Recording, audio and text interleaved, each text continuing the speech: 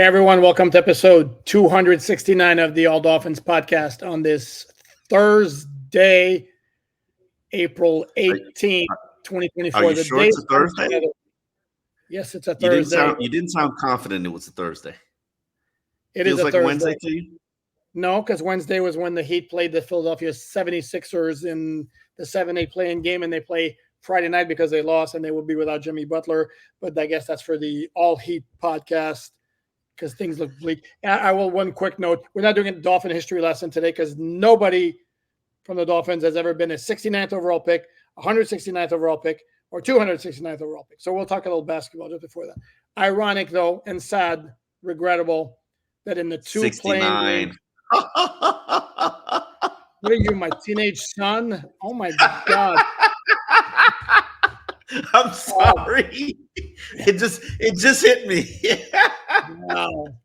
All Keith right. Sim, jersey number, Keith Sim. No, that on the two nights of the NBA play-in tournaments, which I love, by the way, I love the play-in tournaments, but very regrettable that New Orleans basically saw its season go poof when Zion Williamson went out at a time when they were tied with the Lakers, like 3 minutes left, and then the Heat kind of saw their season go poof when Jimmy Butler got hurt. Chances are they'll get past Chicago on Friday. Yeah, past Chicago on Friday night, even without him. But they're not beating Boston. Sure. They can beat but it correlates a little bit to the Dolphins because the Dolphin season went poof right when they lost very nice. Jalen Waddle, Raheem Mostert, all the pass rushers heading into their final regular season game, and then the playoff game where they basically were playing with 40-year-old pass rushers on the edge. And then you will say, but it wasn't the defense's fault. The offense couldn't do a single thing. And I will say that they were playing on one leg. What do you want them to do? And then we're right back where we are. If they couldn't do anything whatsoever because they were playing on one leg, then they shouldn't have played, and you go with somebody else. Because, again, 7 points in a playoff game, not acceptable. So, okay, let's move on now to the present. No more basketball. Panthers, by the way, starting Sunday at noon against the Tampa Bay Lightning in the first round of the NHL playoffs. We don't want to forget about our Panthers. What is that series called? Because I was having this conversation on QM. Do you call it something like the Alligator Alley Battle, or what do you call that? I'm not sure they're there yet because the Panthers are catching up to the Lightning now, and they have to beat them in the playoff series for that to really become a rivalry. But the Panthers, I mean, they're on a move. Their GM just got to sign a contract extension with a promotion. And, of course, we could correlate that to Chris Greer, who is facing a pretty important draft. And, again, aren't they all? But we'll get to I've heard he signed a contract extension like last year, but I can't prove it, by the way. But Chris Greer will never tell you he's signed an extension. But he's here. He's locked up. It's also interesting, that that's not something that they make public normally. No. It's a new. But we will talk about Chris Greer and his job coming up next week after we discuss. There was a player transaction on Wednesday, and we're going to analyze every player transaction. They signed Cam Brown, used to play for the Giants.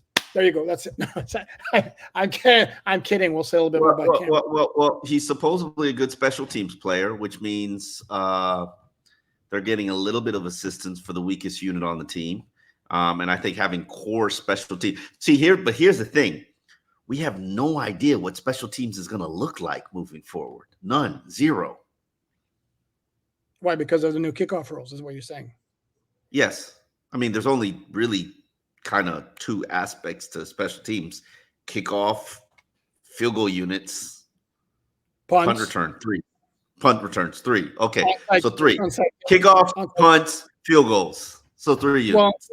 Technically, you got kickoff returns, kickoff coverage, punt returns, punt coverage. Okay, field 6 units. Field goal block. Okay. And then I'm not even counting onside kicks because that's a terrible.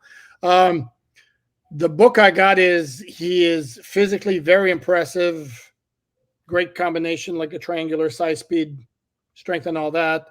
Kind of inconsistent. This is me talking to people who cover the Giants.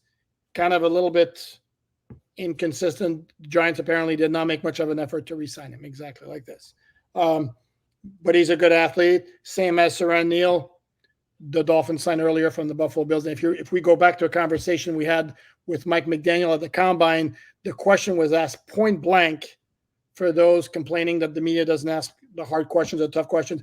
Point blank, Mike, why is Danny Crossman coming back as special teams coach?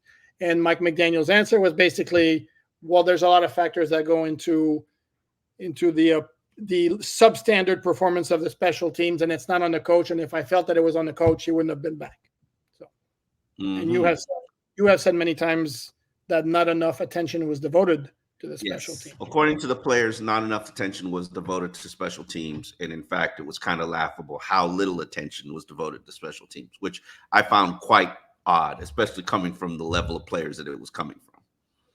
So, when you did start to suffer losses in terms of starters going down and special teams guys moving into core and prominent roles on defense primarily, it watered down the special teams unit, and that really contributed to some of the big boo-boo area in performances. And I could be wrong here. I don't have the special teams rankings in front of me, the Rick Gosselin annual special teams ranking. I know the Dolphins were 31 out of 32 teams. That I remember. It's ingrained in my head. I don't remember where KC and Baltimore were, but my memory of watching them play is KC's punter came up with some clutch punts all over the place in the playoffs, like really good at pinning teams back in their end. The Ravens got some long returns. They got one against the Dolphins at the start of the second half in that game that contributed to help turning it into a blowout. It wasn't necessarily a blowout. I think it was 28-13 at the half maybe, and it got to be a blowout right away in the second half because of a long kickoff return. So those teams, and then they have the best kicker in the NFL in Justin Tucker. So those teams are not correct. And this is why, and it's interesting, I don't know if the Dolphins would address it. Jason Sanders actually rebounded, had a really good year last year, especially towards the end. He was very, very good. There's a kicker in the UFL who's just been crazy sick. He was a kickoff specialist at Arkansas, never attempted one field goal, goes in the UFL, has a 64-yard game winner in the first week, and then he had a 62-yarder this week. He's 5 for 5. The name is Jake Gates. And in fact, the Michigan Panthers. Are you really covering UFL? I'm not. I'm not watching. But I'm aware of what's going on. And their head coach happens to be, unless I'm mistaken, Mike Nolan, former Dolphin defensive coordinator, who was complaining that NFL teams are not allowed to contact his players, which they did until the season's over. They can contact the team to express interest in players. They can't communicate directly with players. So this guy's going to be in high demand after that season is over. Is this something the Dolphins should pursue? Interesting. Coupart putting it out there. Yeah. Jake Gates is the name. What's his name? Jake Gates. Jake Gates. Interesting, Jake Gates. You know how I feel about special teams. Okay, well, it'll work itself out. See, and I give as much importance to every unit. I'm a man of every unit. Okay, let's go back to take from special teams work. You do what? I'm a man who takes naps in special teams work. Okay, as long as you don't take them on the podcast, we'll be fine. Those two. Okay. So I'll try to keep it interesting then. So we mentioned Chris Grier earlier. That will be a decision for Chris Grier whether to try to bring him in. I don't think there's anything wrong with Jason Sanders right now. So it's not a priority. What is a priority is getting players in the draft to contribute. You wrote a story for si.com/NFL/Dolphins on Thursday proposing your 10-point to-do list for Chris Grier without rehashing all of it. Was that like a warning? Yes. Yeah. This is. I don't think it's that difficult to look at a lot of the glaring areas and say, okay, the Dolphins need somebody to replace Teron Armstead. The Dolphins need a defensive tackle, maybe consider a signed 7. A defensive tackle. Dolphins only have 3 safeties on the roster. Those are areas that they need to address.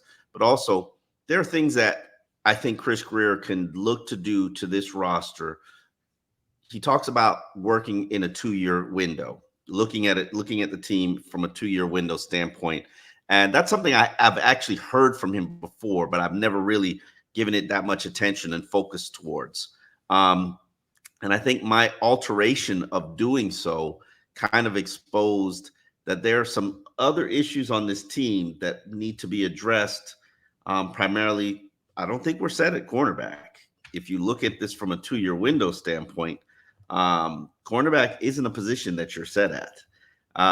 And also safety. There are only 3 safeties on the roster. So if they walk into this draft, there's a high probability that, and I think Chris Greer is setting the roster up just so that he can do this, that they can go into this draft and take a fully committed, absolutely locked in BPA approach. I know you think that that's bull. I know you think that that's just. I'm going to tell you why that's bull with some evidence that you just gave me right now. So thank you very much for that. Go into it with a BPA approach, and then after the draft, when the compensatory pick formula has been finalized, it's the Monday after the draft. No longer anybody you sign in a free agent, they don't equate into the compensatory pick. You can use your remaining cap space that you're basically going to get with Xavier Howard when his $18.5 million becomes clear on June 1st. You can use your remaining cap space to get the deals done to address some issues, to address some remaining issues with veteran free agents, like they did when they signed Isaiah Wynn and Cedric O. That's what we just ended up calling him last year after the draft, and the tight end Tyler Croft. They signed him after the draft. But if you look at the BPA approach and look at what some mock drafts are projecting, and I know you're obsessed with mock drafts. You love producing, and I think this is the time we should be hitting those stories up. Are you talking to fans in general? I'm talking to you. When I did, and I'll share this with you, I annually do Sam Farmer of the LA Times' beat writers mock draft, and I also love ESPN's beat writer mock draft. I think when beat writers or people who specifically cover a team, I think we do a better and more realistic mock draft. It's not going to be accurate because one change can throw off an entire mock draft. But we know our team's needs, and we do a much more thorough and accurate mock draft as opposed to one guy selecting somebody for 32 teams. And when Sam Farmer sent me what had been selected, what had been taken, what run had happened in terms of the first 20 picks of the NFL draft done by other experts covering their team, I got to admit this to you, Alan Papard. I was a little panicked when my time was on the clock because I was going through my list of guys that I liked, guys that I thought would be good fits for Miami, either at offensive tackle or at defensive tackle, or yes, timeout. Aren't you supposed to be taking BPA? You're not supposed to be worried about needs. I'm sorry, go ahead. Touche. Well played. It just so happens that BPA fit in terms of what my needs were. I'm just saying. Awesome. What a coincidence. What a quinky dink. You know what I'm saying? Mm-hmm. Amazing how that So works. When I got to the list and got to my selection, you know, all those fancy names that you love to put out there in terms of your UCLA pass rusher and your FSU edge and your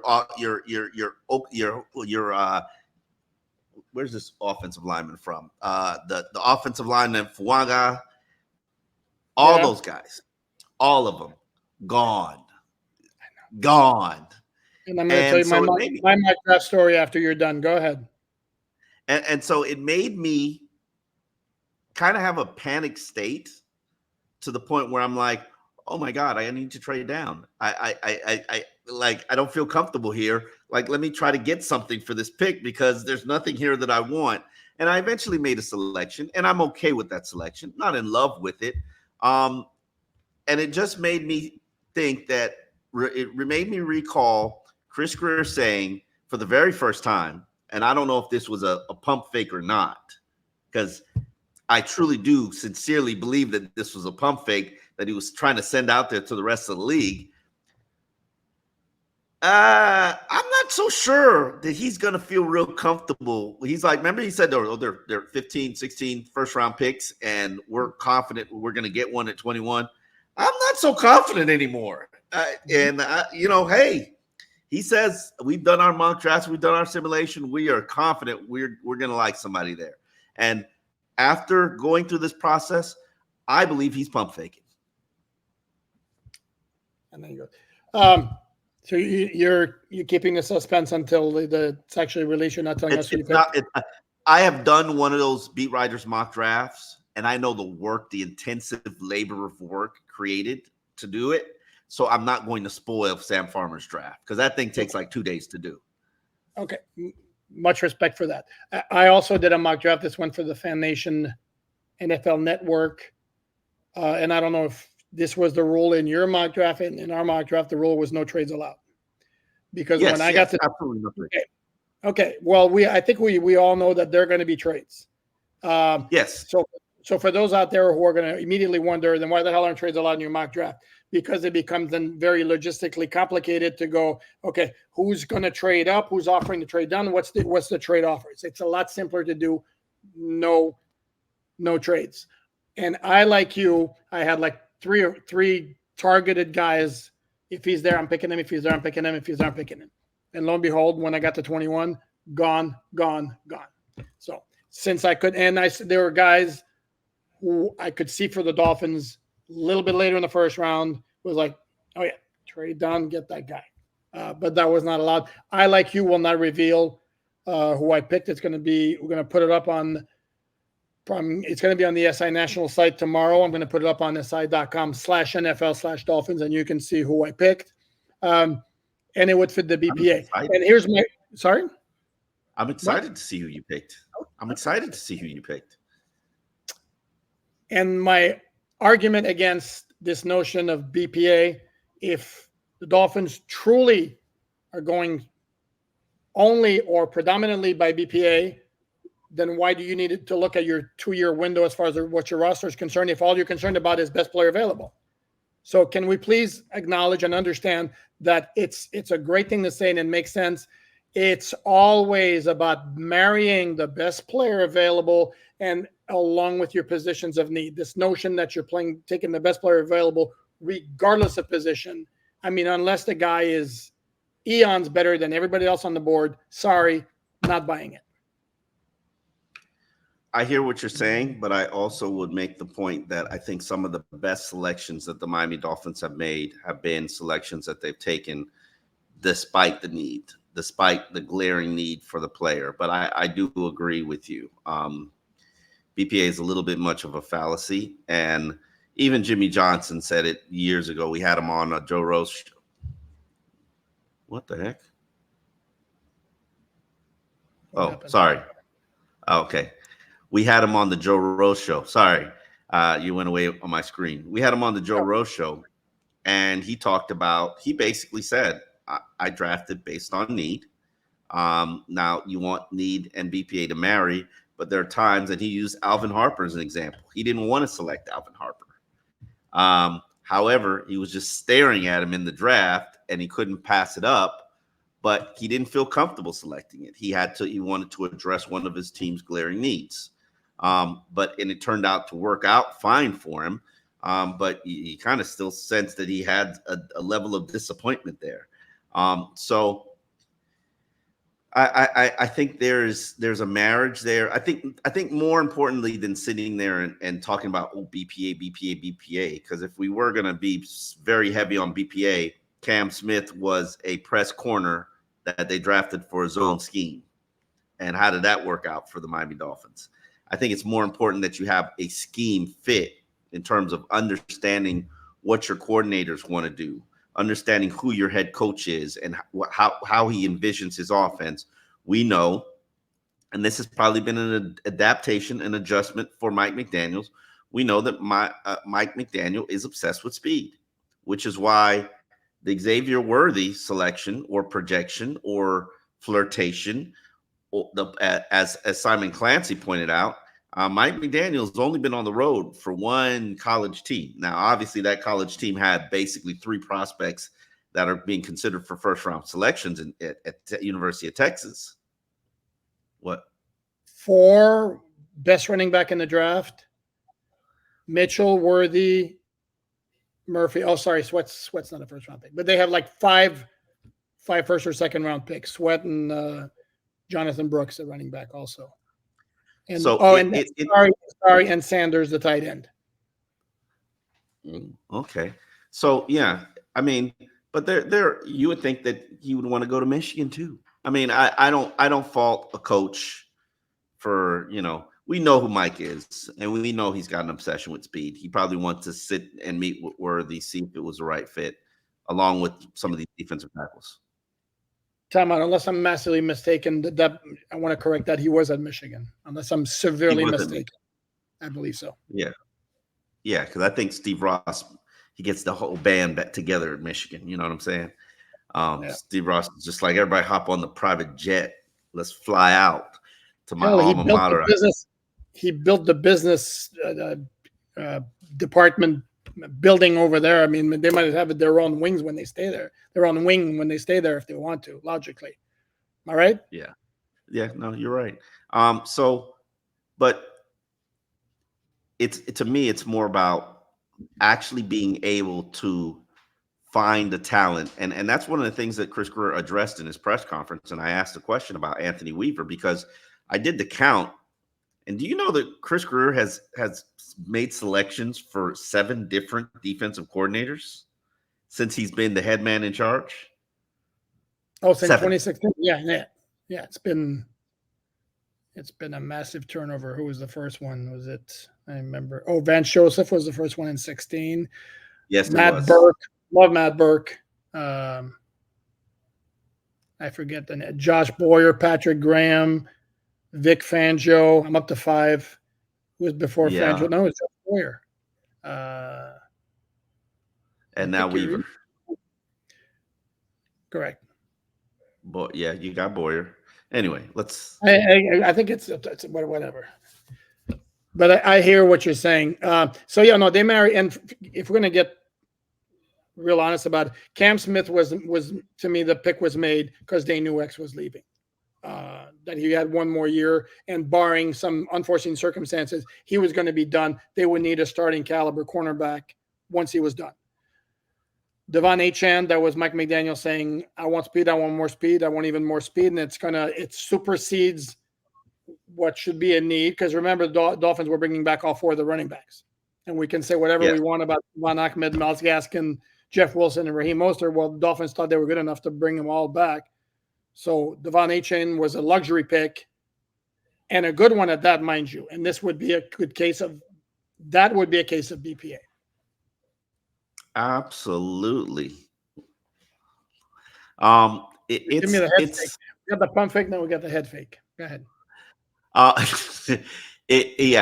And to me, the most important thing, when you look at this defensive roster, I think the defense has to be rebuilt.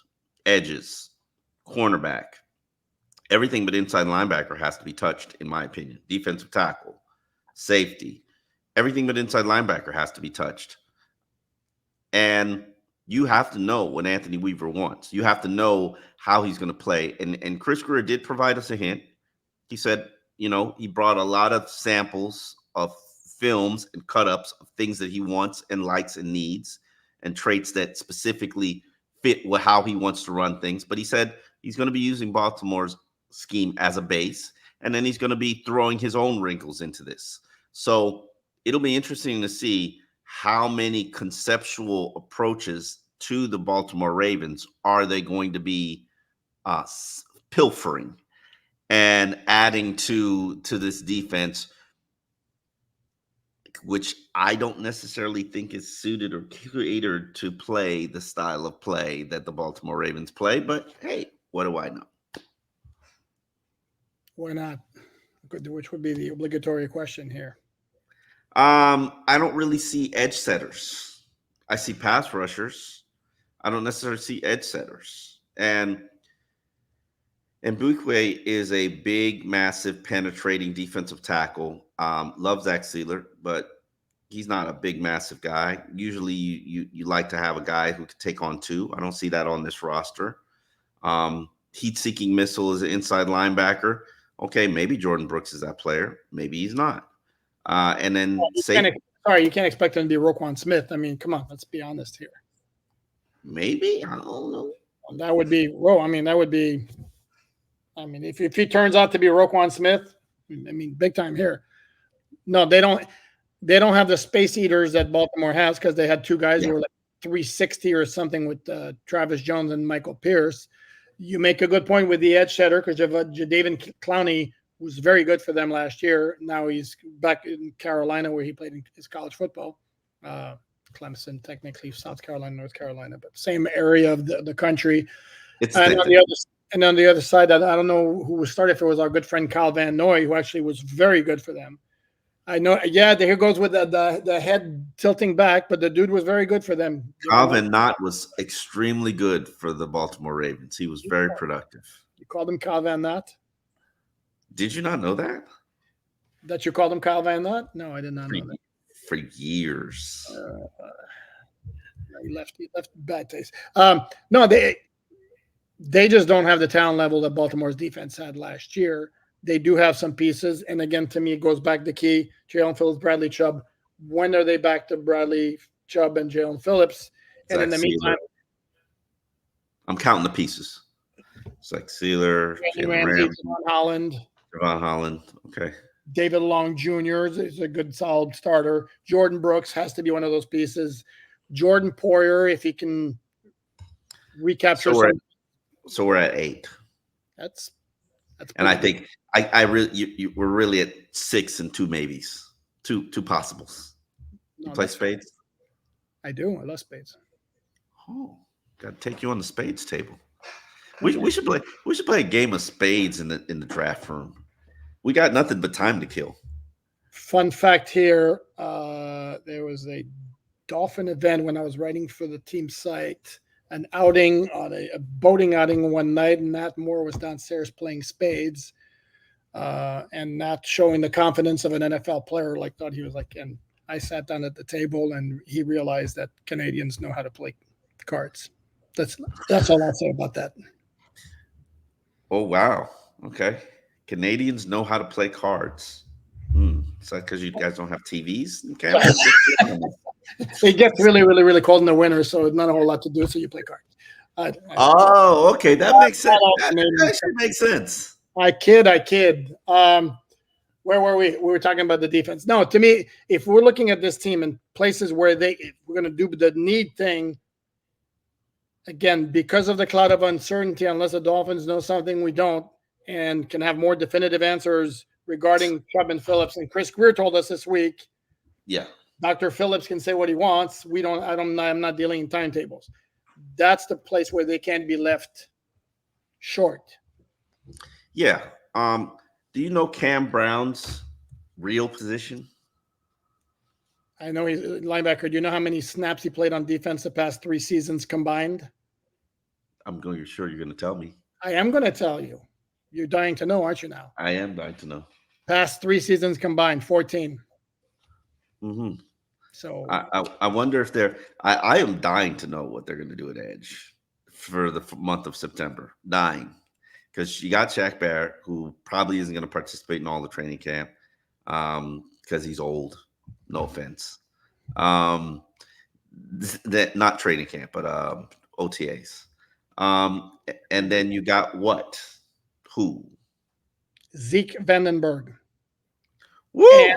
And post-draft signings, along with potential draft choice. Yes. We're not going to go into training camp with Chubb, Phillips, Cameron Good, Vandenberg, and Shaq Barrett. Come on, let's be honest. Yes. And potential draft picks and potential signings. So it'll be interesting to see how this all plays out. But I did want to ask you this specific question. Are Are you one of those guys where you believe that you draft, you create these man crushes, and I annually create a man crush. You create these man crushes, and you just go get that player no matter what the round is, and potentially have to draft them around earlier than their projections just because. Yeah, if you have a massive conviction on a guy, yeah, I wouldn't reach 3 rounds. Excuse me, 3 rounds ahead of where the guy should be picked. Why not? I mean, the Because Patriots did it because when you they drafted a center. sorry, Patriots did it when they drafted a center in the first round that nobody'd ever heard of. yeah, and how'd that work out for them? You mean Cole Strange? Yeah. Or are you talking about Logan Mankins, the example that did pan out that our good friend Simon Clancy provided for us? They all because he failed to mention that the Patriots struck big when they went Logan Mankins. Everybody was like, "Who?" And then when they did it with Cole Strange, and everybody went, "Who?" Well, now was that 3-4 years ago, and that dude is like, "Meh."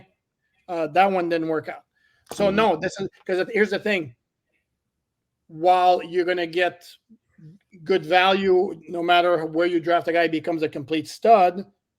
If you can get him 2 rounds later, but you're so scared of missing out on him, then you pass up somebody else who could have been good at that round. Let's say in the second round. So no, I don't believe at any cost. But if you have a belief in a guy, yeah, go for it. I remember the year Jimmy Graham was coming out in the draft. Bill Parcells was absolutely obsessed with him. Planned to draft him, I believe, in the fourth round. The New Orleans Saints, the team that he's like in the most communication with, drafted Jimmy Graham in the third round. It was like, ha, gotcha. um, yeah, I'm a big believer in, like, for instance, I'm a big believer. You take a guy, if you have a man crush list and you project he's going to be taken in this range, and you really want him on your team, you do what it takes. Like Braden Fisk, the Florida State defensive tackle. I've heard from so many teams that he's such a hot name in this draft, and at this point, it's nearly impossible to project where he's going to go. But man, it if you like him, you might have to take him in the second, even though he's projected as kind of a third to fourth round pick. And I know he had a phenomenal combine that kind of skyrocketed his stock. If you like him, you better go get him. I'm not big on combine skyrocketed his stock. That to me is like absurd. Um, Mike Mamula had a great combine that skyrocketed his stock, and that didn't work out so well for the Eagles. Um, no, and with the Dolphins, they don't have a pick in the third or fourth round, barring a trade. So if they don't take him in the second round, he's not there in the fifth. So if you have a major conviction on him, sure, go ahead and take him in the second round. I don't have a problem with that, but don't take a fifth round talent in the second just because you're afraid of losing him. If you feel that strongly, then trade a future third round pick for to get back one of those picks that you're missing. But this idea of overreaching like that, no, I don't like it. Yeah. All righty. Well, that is it for the All Dolphins podcast. Looking forward to continuing to talk to you guys about the draft as it prepares. We're officially a week away, Poupard. 1 week away. And we'll be here covering it for you at SI. Damn it, I still haven't memorized it. SI.com/NFL/Dolphins. I'll do it for you. SI.com/NFL/Dolphins. And you know how to find us on every audio platform that you stream All Dolphins podcasts. And we will be back tomorrow. Oh, go ahead, give your hat tip. There you go. I don't want to cut you short.